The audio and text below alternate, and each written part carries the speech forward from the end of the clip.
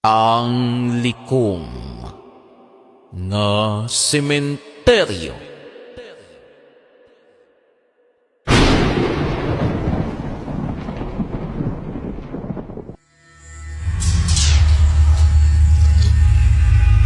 Duha ka dekada na ang naglabay sugod sang madula si Ma'am Karina sa misteryoso nga sementeryo sa Bukid Araya. Wala sing patay nga lawas. Wala sing sabat. Bisan anino. Wala sing may nasalapuan. Kag ang pagpati sang tanan nga ginlubong na sa limot ang likom nga sementeryo. 4 ka estudyante sa kolehiyo ang nagbukas liwat sang ganhaan sang sumpa. Apang isa lang ang kinahanglan nga ihatag bilang halad. Tungod wala madayon ang pagkuha kay Mia nga amutani ang makumpleto sa ritual. Biyernes, eksakto alas 3 sang hapon sa opisina ni Professor Mia Santiago. Nagatindog ang 4 ka estudyante.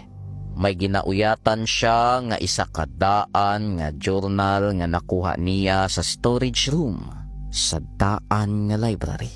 Nanumbalik ang nagliligad sa iya huna-huna. Ginbutang niya ang journal sa lamesa kag nagtulok sa mga estudyante. Good afternoon, ma'am. Good afternoon, students.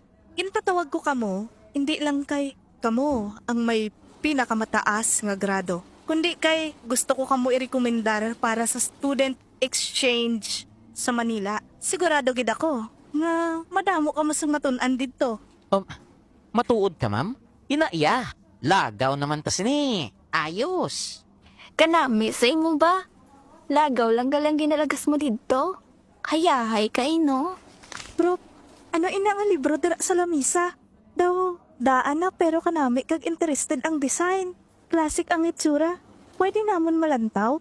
Raf, may mapa sa likod sang journal. Do ka lain ka, kamisteryoso sang sulod. Nagapalanindog ang balahibo ko. Hala, do pamilyar sa ako ng mga simbolo. Duwaray na sa likod sang campus. Sa palibot sang guba nga mga estatwa sa mga bayani. Malapit sa grade 8 classroom. Pwede namon ni Hulmon. Gamito namon props para sa short film namon sa world literature. Vampire theme. Mas realistic kung may ara sang antique nga props. Location namon ang palibot sang mga guba nga estatwa bla. Perfect na nga backdrop para sa amon nga project. May lugar nga hindi nyo dapat kadtuan. Kag hindi nyo gid paghilabtan ini nga libro.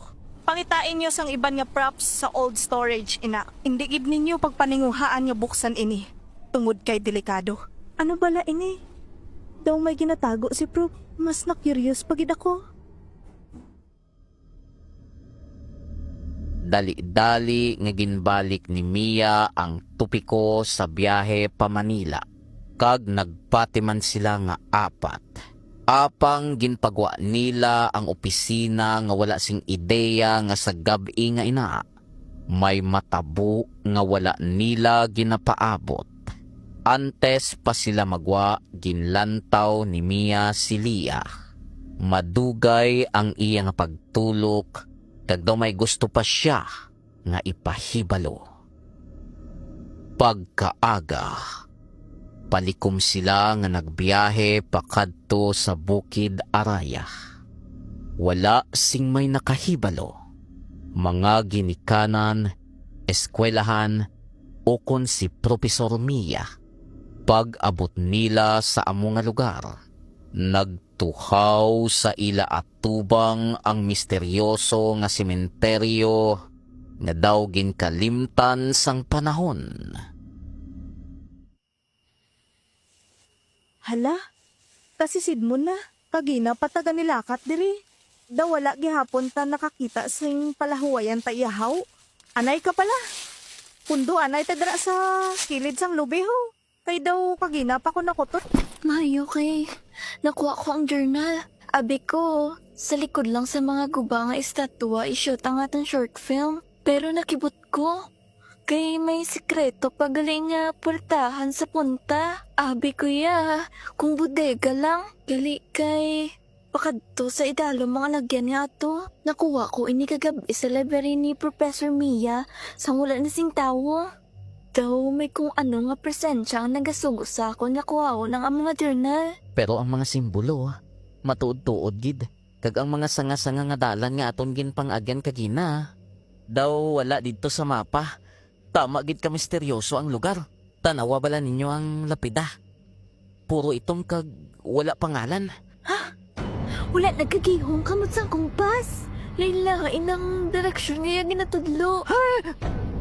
May altar diri. Kag may kandila. Kag do preska pag dugo nga nagapilit sa dingding sang panchol. Psst, pag-ipos dirakiyan. Kagahod si Mokro na. Sige, mapadayon kita sa paglakat.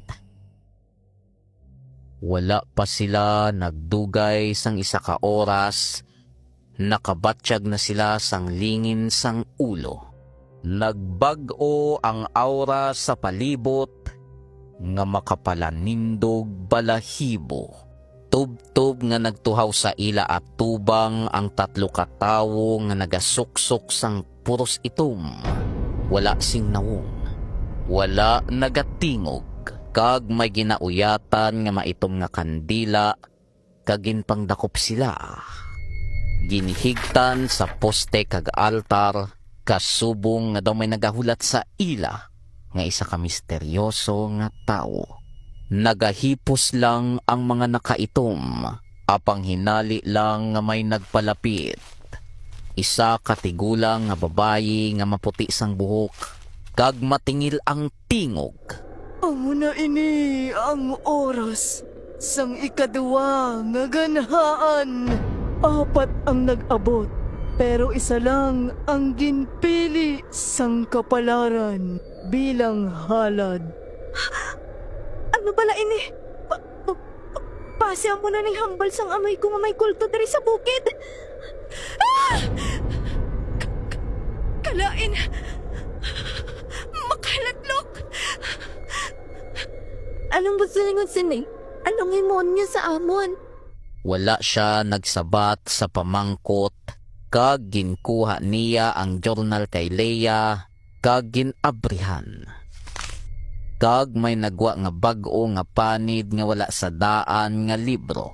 Natawo sa ika-12 nga bulan, anak sang una nga halad, bisan magpanikasub ka sa pagpalagyo, ang sumpa mapasa sa mga masunod nga henerasyon.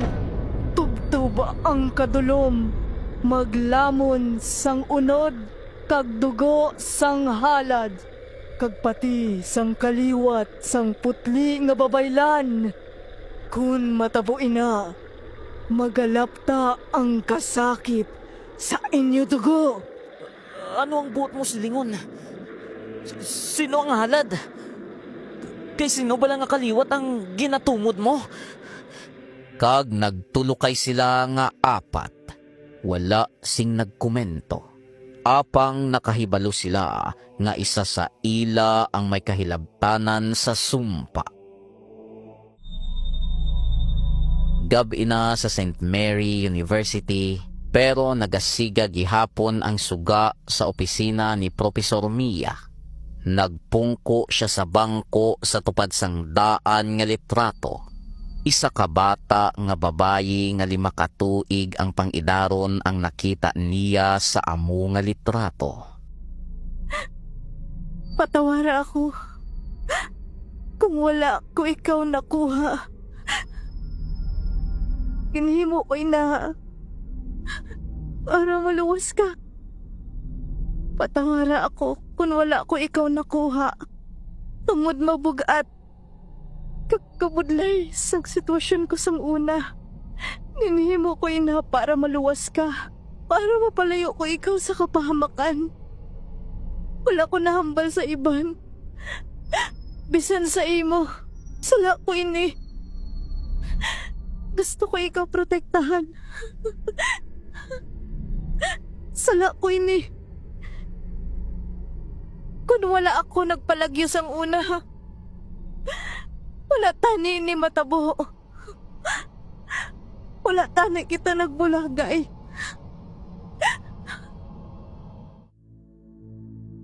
Nagtulo ang luha sa iya mga mata.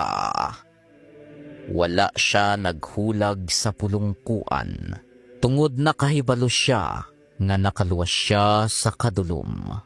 Pero handa siya nga himuon ang tanan para mapabilin nga luwas ang iya pinalangga. Nagsugod na ang ritual. Nag-ibwal ang kalayo kag nagalibot sa ila.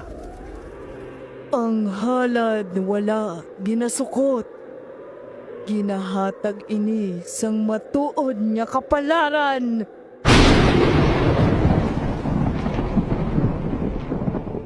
Naglikop ang kadudulman sang gabi nga ato.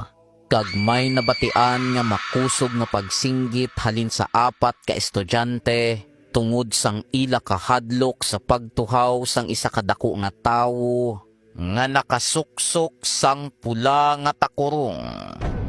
Madulom sang gabi nga ato, apang nakita nila ang mapula nga duha ka pares nga mata halin sa amo nga tawo. Nagpiyong sila nga 4. Pagbalik sang kalinong, wala na ang isa. 3 na lang sila ang nabilin. Naghipo sila, kag wala nagtingog-tingog. Domingo sang aga malinong. Nagbalik ang 3 sa ila university.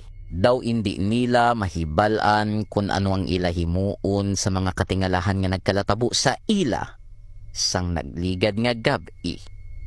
Sa faculty table, may nabilin nga pinanid.